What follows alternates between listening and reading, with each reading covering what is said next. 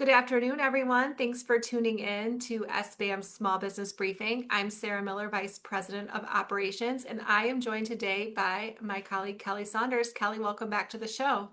Well, thanks as always for having me, Kelly Saunders, Vice President of Policy and Engagement here at SBM. And as always, Sarah, I think we have a new member to recognize. So who joined the ranks? Or maybe not. You just gave me a No, face. we do. We do have a Okay. new member to recognize. I know sometimes we don't, we're not prepared, but we are today. And we want to welcome one of our new premium members, Early Explorers Daycare School. So thank you to Tim Middaugh and staff for joining. All right, so Kelli, let's dive into the news of the week, starting with actually, this was last week's news, but this is about the governor's trip abroad. Why don't you tell us a little bit about what's culminating from that trip? Yeah, and actually, what we learned today is she's still abroad. She's in Germany now. So she started in Asia and now is in Germany for some various stops. But we wanted to highlight, we don't normally on this program, just some different projects that were announced out of her office. She traveled to Singapore and Japan over last week, and there were a couple different job announcements. So, one with a Tokyo-based automotive supplier called Astemo, and they are going to be investing $95 million in a regional headquarters in Wixom.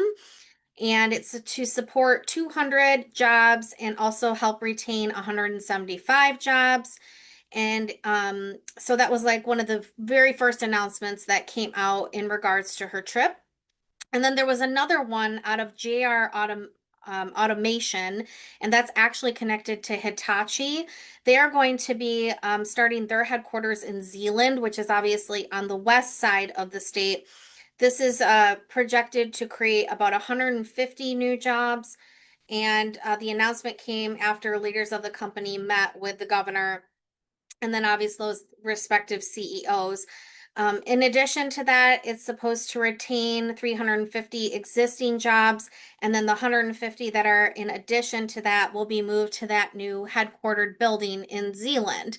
And so, why do we bring this up today?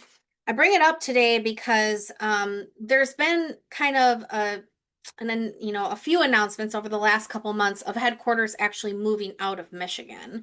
And so there's been a lot at stake for the governor to kind of bring those headquarters back to Michigan in numerous instances. And so these two specific announcements with a headquarters and a facility being built in Wixom, that company also already had presence or has presence in Farmington Hills.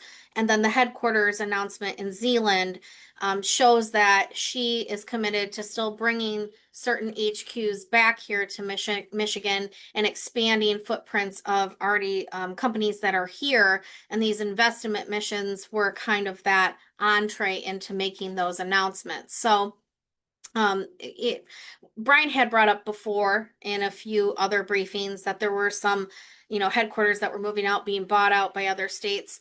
And so those HQs are moving. These are two that essentially are being created or expanded, if you will, within Michigan.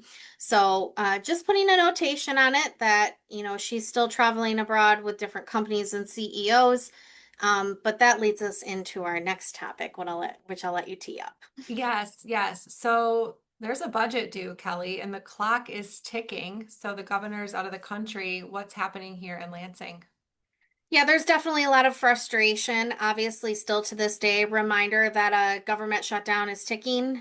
Michigan has to have its budget done by September 30th as we start fresh on October 1st. And some people are saying, why is the governor traveling abroad when we need to have the legislature and the governor together to try to get a budget deal concocted? And so I will say, while it's not for me to judge who's traveling where when, the staffs are meeting in order to start to have these discussions. Now, are they going well? Are they not going well? TBD.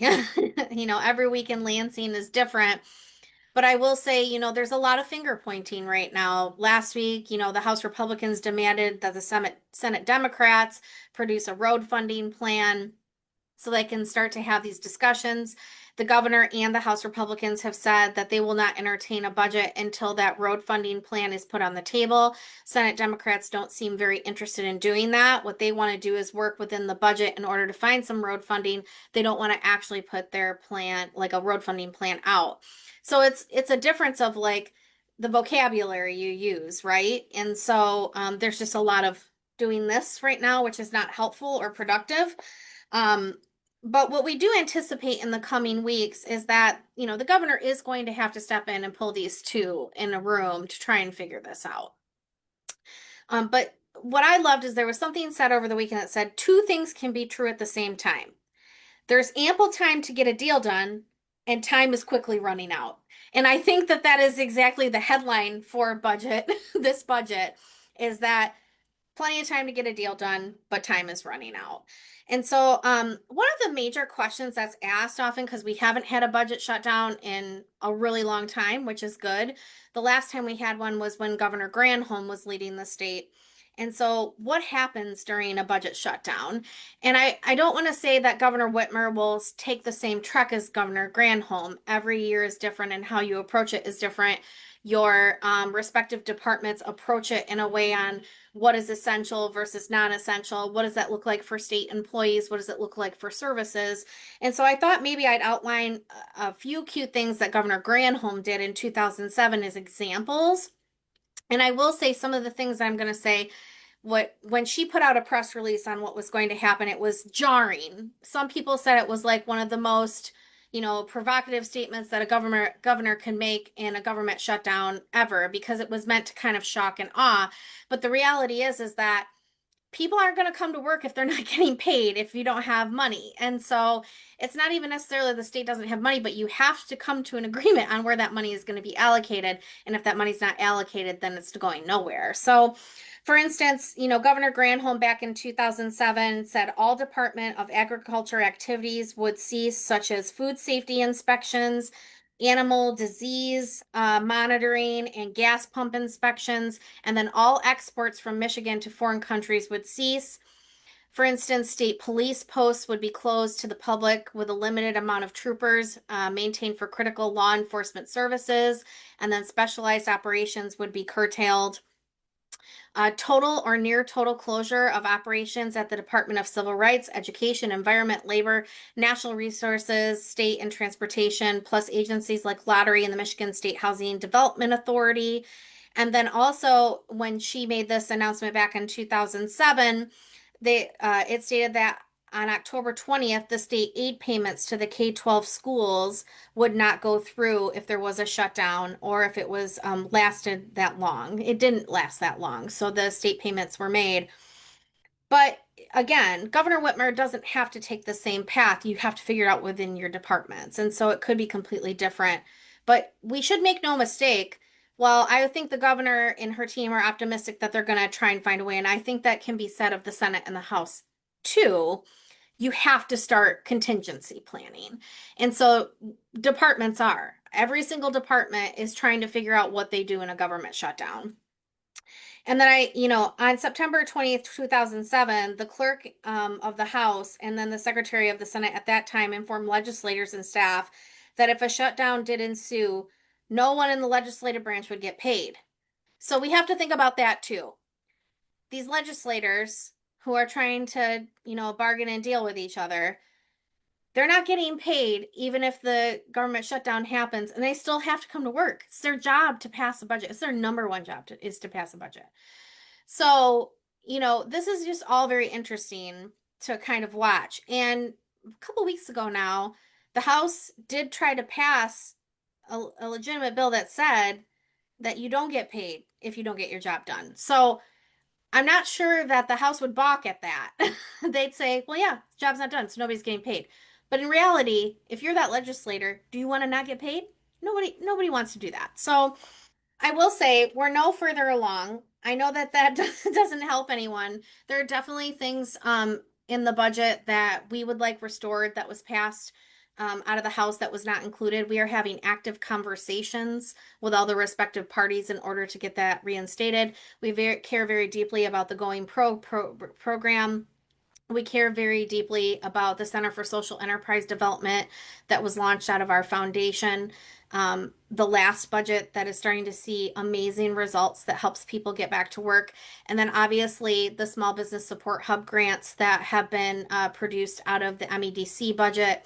that we have also seen amazing results. We have our very own small business owners training up other small business owners in order to reach great growth. And so there are things that we are boots on the ground advocacy team talking to these legislators about, showing the stats, showing what we can do when we're put to work in order to uplift the small business community. And we will continue to do that throughout this process and continue to keep you updated. But as of right now, we should anticipate that this budget is going to happen at the very last hour. Again, I go back to that line. Plenty of time to get a deal done, but the time is running out. All right, well, thanks for the update, Kelly, and letting us know what might happen if we face a shutdown on October 1st. But let's be hopeful that we do have enough time to get a deal that includes some of those items that are important to small business owners. So the budget's not the only thing happening at the legislature right now. There also there's some legislation in committee right now about AI. So why don't you tell us a little bit more about that? Yeah, I'm going to start actually with just some baseline information to say why we're going to talk about this legislation that's in the House right now. So there is a group called the National Conference of State Legislatures, and that's a conference that happens every year, and it brings state legislatures and their leadership together. And it talks about common themes that are happening within the various legislatures, talks about best practices, what are states facing. And one of the main topics this past year was artificial intelligence.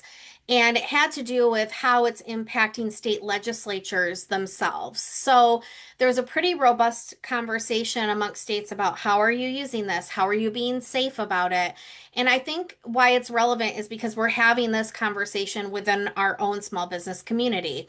What does it make sense for me to use artificial intelligence? How do I know which is the right artificial intelligence to use? How am I putting myself at risk? How do I protect myself? And so it's interesting that state legislatures are having this same discussion, right? The government has so much of our information, they have to be good stewards of it. When you call in to make a constituent request because you're having a hard time obtaining something from a department, or maybe you're dealing with the unemployment insurance agency, you want to trust that information is being guarded. And so as we introduce artificial intelligence into this conversation, how is the government using that in a safe and robust way so that all of our information is being protected, but that government could become more efficient with AI? This is such like a reflective piece that the small business community is facing within itself. And so just to share some of the things that they were talking about at that conference, they talked about code writing, database management, data analysis. Also broke into how people are using it for repetitive tasks, content creation, enhancing constituent services. And there was also a real emphasis on how to do this implementation thoughtfully. And so what they were encouraging people to do, just like what we're trying to figure out within our own respective ecosystem, is like, how, what is clear? Do you have policies and procedures? How do you identify what's right for your business or for the legislature itself? And picking up, respective technologies and implementing them. What does that look like? What is the cost? And so why I say this is that you're going to see governments move towards artificial intelligence themselves. When you call in to make a constituent case or a constituent issue, are you talking to an automated system? Are you talking to a human? Right now, if you call your legislative office, you better be talking to a human because they do have a front desk support staff that literally is dedicated to constituent services. But also, just like your workforce, are we moving towards less people and more robots or more automation in order to cut back on that expense? Or how do people play a role in that in monitoring to make sure things are handled in a very robust but sensitive and human way? So, right now, there are two bills that are being considered in the House of Representatives this week, House Bill 4667 and 4668. Now, these have to do on more of a macro scale. So there's one if you're a victim of a crime of AI, but then also the second one is to really narrow in on I'll say like the big guys. So if you have a very robust uh, company that's in artificial intelligence that does like over $5 million or over $100 million in implementation, The big question for us is in this policy area, setting principles in order, like how does it get to small business eventually? So we're watching from a regulatory standpoint, how would this be implemented not only for the big guys, but also for small businesses over time? Additionally, we're watching the federal landscape. We really want federal policies to also complement state policies. So we don't necessarily want the state to get ahead of the federal policy before federal guidance can be provided. So we are not totally engaging in this process quite yet, but we will be. We liken it to much of what we're doing in the data privacy space too. We want to make sure that we're not being so prescriptive that people aren't allowed to do business, but we also want to make sure people are safe. We want to make sure people know the rules. We want to make sure it makes sense for the business itself. So please make sure to stay in tune with us on this specific piece. But AI, it is an emerging topic all the time. Sarah, I know you can speak from hearing from our members all the time on what they want to hear about. And this is really working now itself into state government. And so we have to be watching on the policy front and how people are implementing it within their own respective operations. No, absolutely. We've really watched the landscape go from should I be involved and use AI to how can I use AI to improve a process, my business, et cetera. So we are looking for resources and content for our members in this area because it really does, there's kind of a range, right, of what people need and want. So stay tuned on that front. All right, so Kelli, let's talk about energy policy now. And I want to preface this by saying, so for I think close to 10 years now, SBAM has been offering members the ability to do complimentary energy assessments. We have a program, it's called SBAM Energy Solutions. Many of you may have met either Brandon or Kyle, who are on our team. Kyle Richards is our current energy advocate, and they will actually go to your business and help you understand where you can become more energy efficient, work with you on what maybe available grants or rebates are out in the field, and then help you kind of connect with the utility. But not only do we do that, but we also have a very robust energy policy. This is directed by our members. And from time to time, we engage in the happenings of the Michigan Public Service Commission. So, Kelli, there's some news to share from the PSC, and you're going to tell us a little bit more. Yes, energy policy has been kind of become my baby over time, which was not expected, but I'm happy to do it anytime. Our main focus when it comes to energy policy is making sure it's affordable and reliable. We know that it needs to be affordable.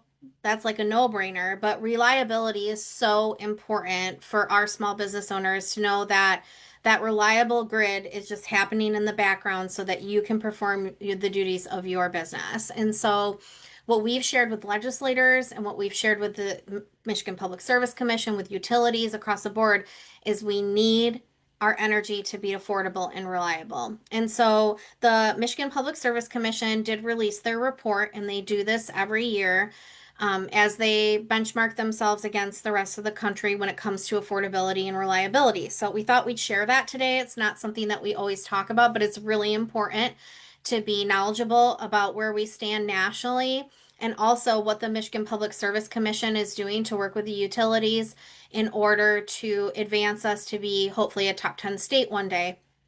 We also are doing our part, obviously, as Sarah mentioned, on the energy efficiency side. If you don't have not done an energy efficiency appointment yet with Kyle on our team, you need to get signed up, and Sarah can share how to do that, obviously, in the chat. But so a recent report was shared, as I discussed, from the Michigan utilities, and they have made improvements in the reliability of service to customers in recent years. And so this is the state still ranks, however, towards the bottom in the Midwest when we go over these numbers. So this is called the Yearly Performance Report of 2025, and it's done by the Citizens Utility Board of Michigan. And it's also based on the System Average Interruption Duration Index. This is a lot of verbiage. I learned myself quite a bit. And this does not include major event days.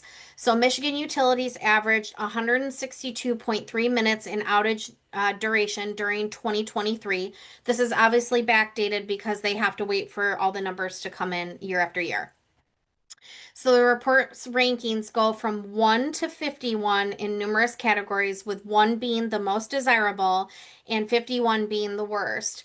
The 162.3 minute in outage duration in 2023 put Michigan 44th nationally. So we are in the bottom 10. This was down though from an average of 165.6 minutes in outage duration in 2022. It also is a continuation of a downward trend since a peak of 211 minutes in 2019. So the decline between 2019 and 2023, the most recent year that's available, is 23%. The report also stated that the average Michigan household was paying $1,492 per year for electricity in 2023, and that's down from $1,530 in 2022. In 2023, Michigan ratepayers' yearly electricity costs were below Indiana, Ohio, and Wisconsin. So we're beating those three states in the Midwest. And so there was a statement made by the chair of the Michigan Public Service Commission, Dan Scripps, and he just said on both reliability and affordability, the data contained in the most recent, they call it the CUB report, shows real progress. But the report also shows that Michigan utilities continue to struggle with extreme weather events, including the ice storm that took place in 2023, and they are still focused on reliability in the years to come, and it's no time to rest. There's a lot of work to do still yet, and the actions taken to date are having a positive impact and performance on the grid. So that's what we've asked of the Public Service Commission, our legislators, and our utilities is to make sure the grid is strong, that we're cutting costs, and that we're cutting the outage time down. And so while we are still lower when it comes to states being 44th, you have to start somewhere. And so the fact that it's moving along is good. We'll continue to be good partners in this space and keep you updated. So things are looking better, but there's more to go. All right, well, thanks, Kelly. And I did drop the link. It's sbam.org/energy if you want to request an energy assessment. But if when you're on the website, if you click that advocacy tab, you'll also find all of our policy pages, including energy. All right, so it is time for our regular segment, which is Election Watch 2026. Yes, and I'm not going to talk about governor today. I am not going to talk about Congress. Well, maybe a little bit of Congress. I'm going to talk about the Secretary of State race. That's not one that we always talk about, but we definitely do engage with Secretary of State candidates. While we don't always make endorsements in that specific race, we do like you to know who's running for office. So we often do questionnaires in that race specifically so that you can get to know the candidates that are running. So there was some rumblings over the weekend for Secretary of State. Former State Senator Adam Ollier, who is currently running as a Democrat against Shri Tanadar, who's a sitting congressman in Detroit, is expected in the next couple days to make an announcement that he will be dropping out of that race to run for Secretary of State on the Democrat side. It's not clear why he's made that choice, other than people have said he's trying to be recruited into that race.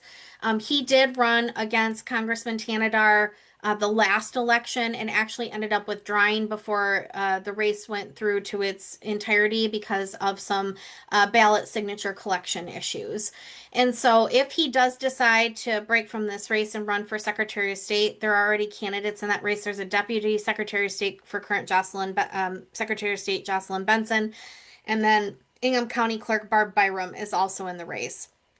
On the Republican side, there was another announcement this weekend by Oakland County Republican businesswoman Monica Yutuma, who has announced that she will be running for the party nomination for Secretary of State on the Republican side. She is a little bit of an unknown. She's not run for office besides precinct delegate before. She's currently the executive director of Great Education Action, which is a nonprofit organization focused on bolstering parental involvement in public schools. And before that, she was a deputy CEO of a medical waste disposal company. She said that she's running because she wants to make sure that elections that are administered fairly. And she is also, her parents immigrated here, and so she has an immigrant upbringing story that she was trumpeting. And then there's also a couple other people that have announced for Secretary of State on the Republican side. Amanda Love of Clarkston Community School District, who's a board of trustee, and then Timothy Smith of Muskegon County. A reminder when it comes to the Secretary of State races that those those candidates are nominated by a Republican and Democrat convention. So there is a convention that is held. You run at that convention. You are chosen by precinct delegates that are about like I think there's two to three, maybe 4,000 that come together, and then they vote to decide who that candidate is. It's a little bit of an unusual process.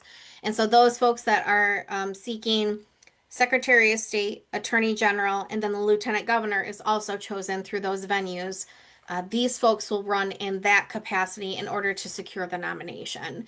And so, a little bit of a twist today from our normal election 2026 watch, but we obviously do want good elections to occur here in the state of Michigan, and these are candidates that are seeking that race. We'll look for Adam Ollier to make probably that announcement this week. All right, I know you said you weren't going to talk about the race for governor, but Oh. I want you to talk a little bit about some events that SBAM is hosting. We've mentioned it here before, but we're hosting a candidate series with those running for governor. So, Kelli, tell us about two upcoming events. Yes, so this week we are hosting an event in Grand Rapids with Mayor Duggan of Detroit. This is in place of our normal Elite VIP luncheon, but we are opening up to all SBM members that are interested in learning more about our gubernatorial candidates. If you are in Grand Rapids or want to make a trip to Grand Rapids to see Mayor Duggan, please join us on Thursday at the Ballroom of McKay, right in downtown GR. I live in the Grand Rapids region. There's lots of great restaurants around there too, so you can enjoy that after we're done with that. And then we are making an announcement that we have another one lined up to go, and that is with Lieutenant Governor Garland Gilchrist. That will happen on October, shoot, Sarah, 16th. Let me verify Okay. that for you. One moment. Let me check I my had it in my calendar. head, friends. I'm so sorry. There's too Um, many meetings. yes. It is actually the 28th of October. Oh, I was way ahead. So October 28th. We will be at the ACH Hotel in Lansing, Michigan. And so, if you want to come to Lansing, get to know Lieutenant Governor Gilchrist a little bit better, that would be awesome. You can find all of these events at sbm.org in order to register. And then we will have two more to announce next week, but I'm going to hold those until we can get those up and running. We have reached out to all the major candidates and they have all accepted. So we are working on calendars right now, and you can expect to get an invitation. We want you to get to know these folks. So please come out and see us. We're really excited to be able to offer this to our members so that they can make an informed choice for governor when it comes around next year. All right. Well, thanks for that, Kelli. Let's end on kind of a fun note. The County Road Association put out a can't miss list. Tell us more. Yes, so this is my favorite time of the year. People love fall, even though it does lead to that nasty season where snow never ends. I do like snow, don't get me wrong, for Christmas and even January I can handle it, but then I'm done. There's no better place to be than Michigan in the fall when the leaves turn and we just have such a beautiful state. So the County Road Association did publish different routes to travel all throughout Michigan to see the colors. And so I thought that it would be really fun to talk about today. So, uh, the 2025 Pure Michigan Fall Color Map peak viewing conditions are expected from October 6th to November 8th. Although, when I'm driving on the highway right now, I already see leaves changing. So we can share this, but I thought I'd just highlight a few that I've actually driven that I think are awesome. And I know we have 2 minutes, so just entertain me for a few minutes. So Upper Peninsula is expected to see peak color October 6th through the 20th. In Chippewa County, Lakeshore Drive from Brimley to M123.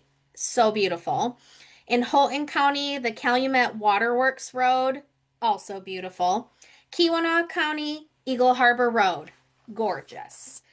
Marquette County, M35 from County Road 480 to Gwinn. So pretty. And then northern lower Michigan is expected October 16th to October 30th. Alpena County, Long Rapids Road. Antrim County, Elba Highway between M66 and US 131. Grand Traverse Supply Road, Leelanau County, Gills Pier Road. I got a list, Sarah. I've I driven love on so it. many of I these. love That it. is so exciting. Oh, Presque County, Long Lake Highway from M63 to Alpena County. And then Wexford, Cadillac Lakes. It's about 20 miles on Route 1. And then Mid Michigan, Berry County, West State Road from Hastings to Middleville. So pretty. Jackson County, Kimmel Road from Thorn Road to Draper Road. And West Michigan, Kent County, 5 Mile Road from Lincoln Lake Avenue to Gavin Lake Avenue. Ottawa County, Lakeshore Drive from Grand Haven city limits to Ottawa Beach Road, Holland State Park. How can you go wrong over there? And Southeast Michigan, we cannot forget about you. Macomb, make Macomb your home. Macomb or Orchard Lake Trail in northern Macomb, beautiful. White Lake Township, Porter Road is really pretty. And in Wayne County, Edward North Hines Drive between Telegraph Road and M14 Highway. I Get love it. out there and enjoy it. Yes, thank you. You are a pure Michigan ambassador today, Kelly, and I appreciate you joining me on the briefing today. It's always good to be with you, and I hope you guys have a great week. There's a lot of things going on in Lansing. Please make sure to stay tuned to our social media and then also our website, of course.